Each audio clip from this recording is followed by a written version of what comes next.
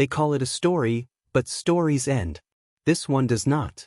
It lingers, circling back with every blackout, every flicker of light on the horizon when the world is supposed to be asleep. You wake in silence, unable to move, the hum vibrating through your bones like a warning. Records of your life appear where you never left them, handwritten notes signed in a hand you don't remember, hospital files stamped with numbers instead of names, years carved into you like someone else was keeping score. The night pretends to forget, but it never does. Every return feels less like memory and more like rehearsal, as though you were born only to repeat the ritual. And somewhere, behind the humming walls, someone, or something, has already written your next disappearance. It starts the way dreams do, fractured and unfinished, except this one doesn't let you wake. The room folds in on itself, shadows stretching thin against a brightness that shouldn't exist, a light that hums instead of shines. You tell yourself it's nothing, stress, exhaustion, the body betraying itself, but the silence feels too deliberate, as though someone pressed mute on the world just to watch what you would do without it. The hum settles inside your bones, vibrating like a code you were never supposed to hear. Again and again it comes. Nights that bleed into each other, the same script written on different days. Witnesses scattered across decades, across continents, whispering the same fragments. Lights hovering without source, paralysis thick as wet cement, the endless hum.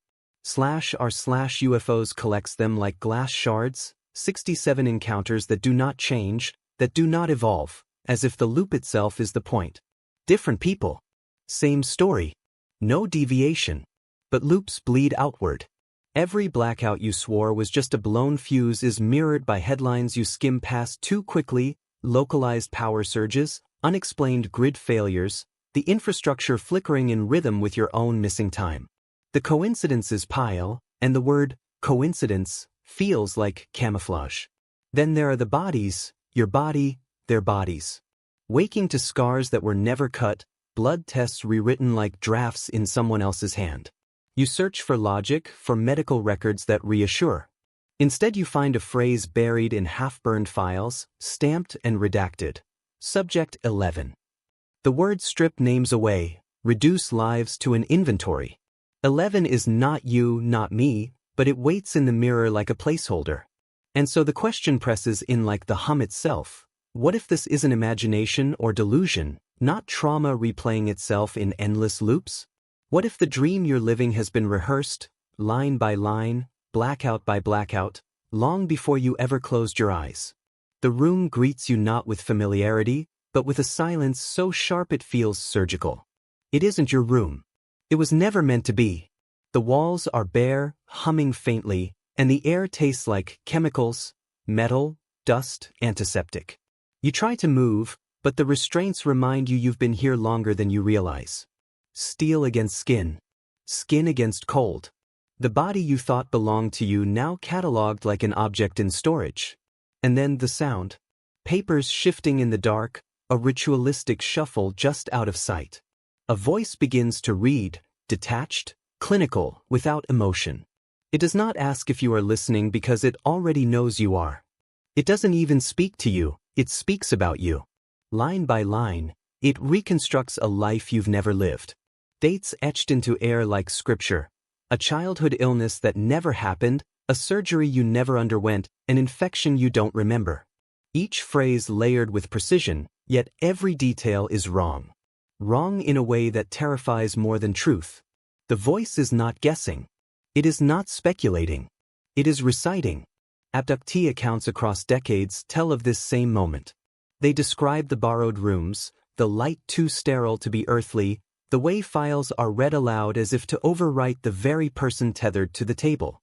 The testimonies align disturbingly with fragments from declassified culture programs, psychological experiments where drugs dissolved memory, trauma was orchestrated, and human minds were dismantled only to be rebuilt in unfamiliar configurations. These stories, once dismissed as paranoia, suddenly find eerie resonance in official documents stamped with the quiet authority of the state. But it is the dossiers themselves that unravel the deepest dread.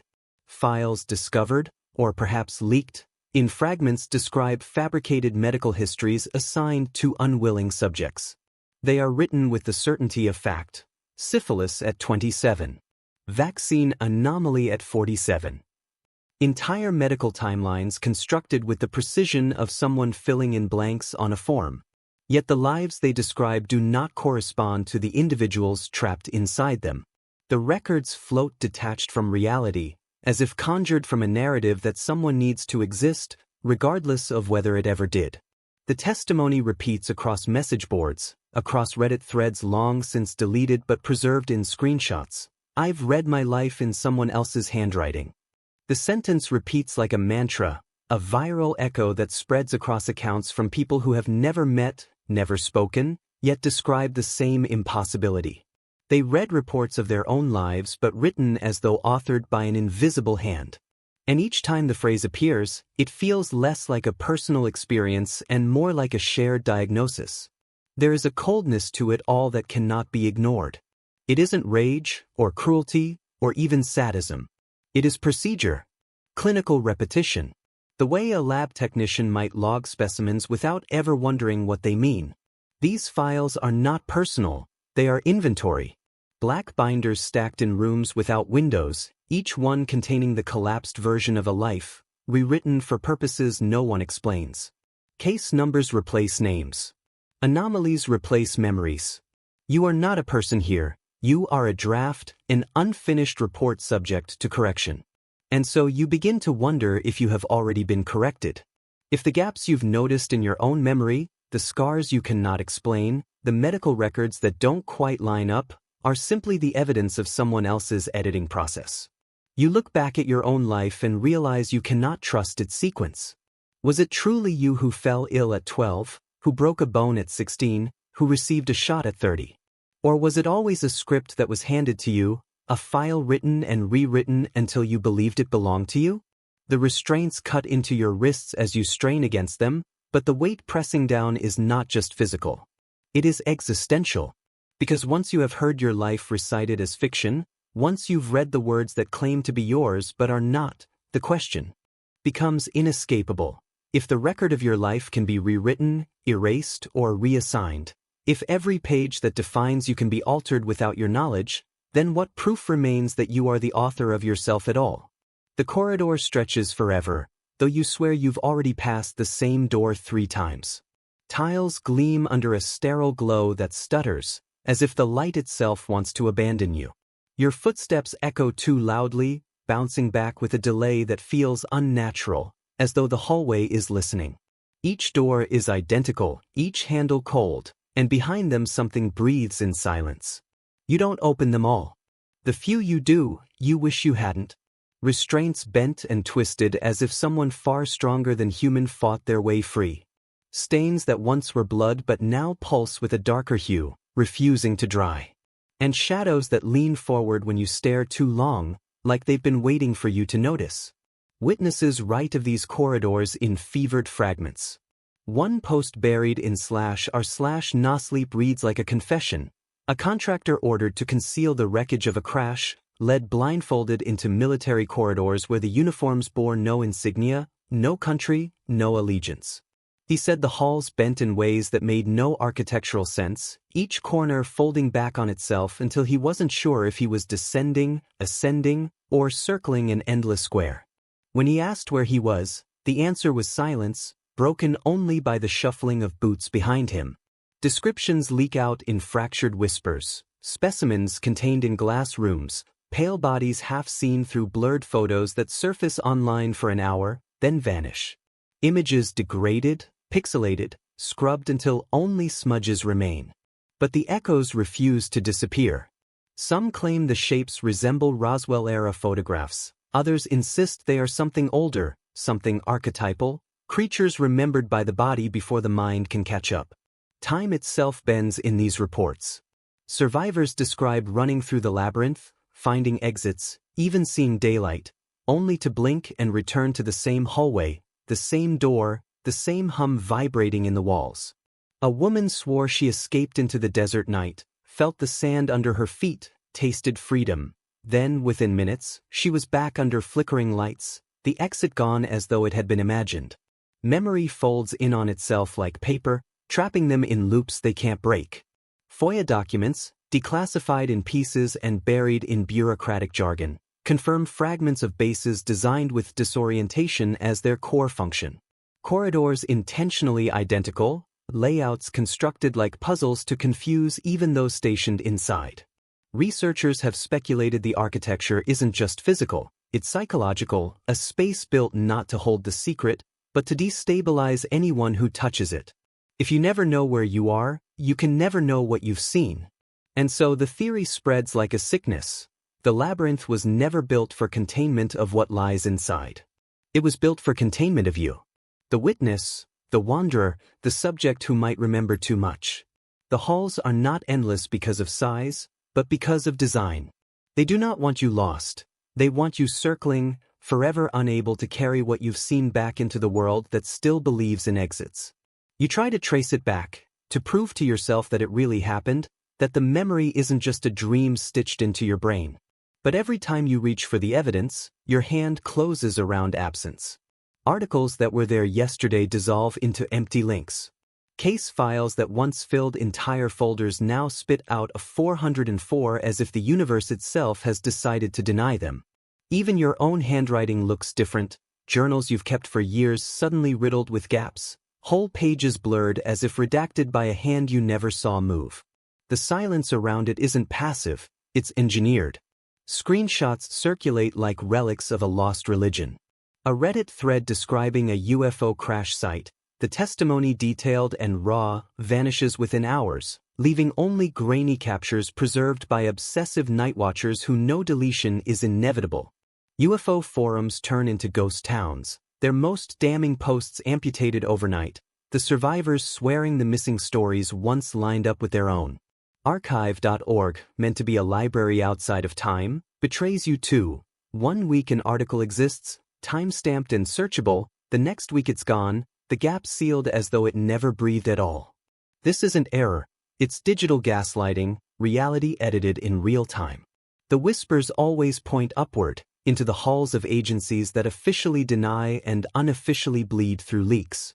The Defense Intelligence Agency's Advanced Aerospace Threat Identification files are said to contain fragments, encounters too strange for public release, too destabilizing to admit. Yet when their names surface, when references appear in obscure corners of the web, they vanish just as quickly. A hand swipes clean not just the evidence, but the awareness that the evidence ever lived. You scroll late at night, catching threads that shouldn't exist, watching them unravel in real time. A phrase repeats across testimonies, a password buried in trauma, before the 8th light flashes on. Dozens of accounts from people who have never met, never spoken, typing the same sentence in isolation. The pattern is undeniable, and yet within hours, the posts are gone. The accounts disappear, the archives blank out, the words slip back into silence. What remains is the phantom memory of seeing them. You know you read it, you know it was real, but the record denies you. And that's when the deeper dread begins to sink in. Because if the archives can be erased, if the digital evidence can be rewritten, if even your own journals can betray you, then what remains? If memory itself can be stolen, reshaped, deleted, then the question isn't just whether the phenomena are real. The question is whether you are. If every trace of you can be scrubbed as clean as a server reset, then what proof exists that you were ever here at all? You stop running. The corridors no longer frighten you as much as the silence that follows you into every corner of your mind. Fear doesn't fade, it calcifies. What terrifies you now is the thought of vanishing without leaving anything behind, of becoming just another erased file, another journal with its pages smudged into nothing. So you decide. Not out of bravery, but out of exhaustion. Out of the unbearable weight of silence. You make a vow, before the next flicker comes, before the lights stutter back into that sterile hum, you will leave a mark that cannot be erased. You begin to see it in others, survivors whose voices surface in whispers, timed like last confessions. I won't hold my tongue any longer. Reddit posts that read like suicide notes, but also like declarations of war. Voices too desperate to be lies, too fractured to be fictions. They know they'll be silenced, yet they write anyway, not for attention, but for preservation. They write so someone, somewhere, might remember them when their names are wiped away. Patterns emerge the deeper you go. Whishdom stories never resolve in peace. They always spiral into fixation, into people who cannot stop chasing the fragments, who cannot sleep without reliving the same loops, who sacrifice their sanity to carry the memory of what no one else will acknowledge. Grief hardens into defiance. Paranoia curdles into obsession. And obsession, when fed long enough, becomes vow. These are not stories of healing. They are stories of refusal. Still, the archives remain empty. No bodies, no official documents that survive longer than a week, no photographs that stay unblurred. The evidence is always sand slipping through your hands. Yet somehow, the dread grows heavier, more real than any fact could weigh. Because facts can be disproven. Fear cannot. Memory, even fractured, still breathes in the dark. And so it ends where it always begins, with the rehearsal. Not the event itself, but the endless practice for it. These testimonies, these loops, these vanishing threads, they are not warnings. They are drills. Every flicker, every blackout, every silence engineered is meant to prepare you. The vow is not theirs alone. The vow waits for you. Because these aren't stories. They're rehearsals. And the rehearsal is for you.